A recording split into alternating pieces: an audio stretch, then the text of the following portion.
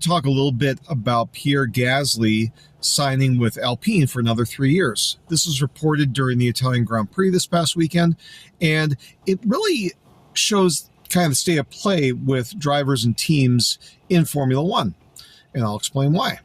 Now, Pierre Gasly's been with the team for a couple of years, and he's been a constant in a, let's say, a rather chaotic situation.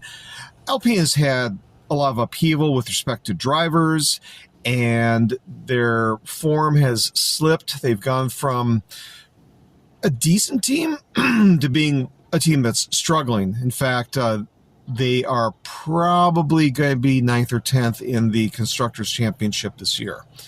So why get all excited about Pierre Gasly signing for them?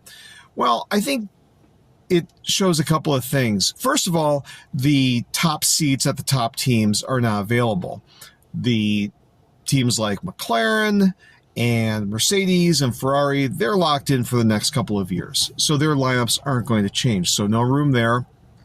And even though Pierre Gasly was with the Red Bull program, I think his desire to go back there is zero. So he's making a virtue out of necessity by staying with Alpine, but there is some cause for optimism, and that's largely in the form of who's going to be powering them starting next year.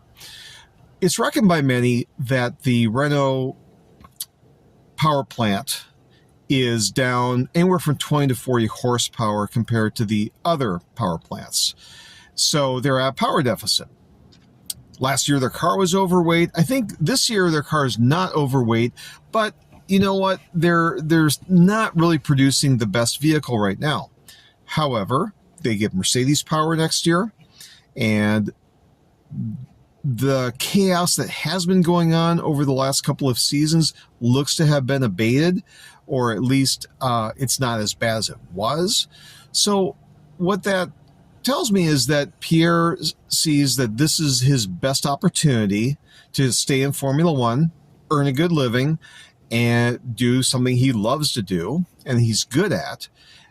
And the team will give him better tools going forward. What will this yield? Well, I would say Pierre Gasly I would rank him somewhere between Carlos Sainz at the top end and Nico Hülkenberg at the low end, meaning that Pierre Gasly's won races, and he's also demonstrated that he can maximize his results when given the opportunity. But is he going to be a dominant driver? Is he going to be able to win multiple races and, score podiums and points consistently? That's probably an open question. But he'll continue his career. He'll do it with Alpine, and he's likely to see some improvement in the coming years. So that's what I think about Pierre Gasly and Alpine and the state of play within Formula One teams and drivers. What do you think? Go ahead and add a comment. If you like this video, hit like. And if you'd like to see more of my F1 musings, subscribe. I'll get some more content out for you. All right. Have a good day.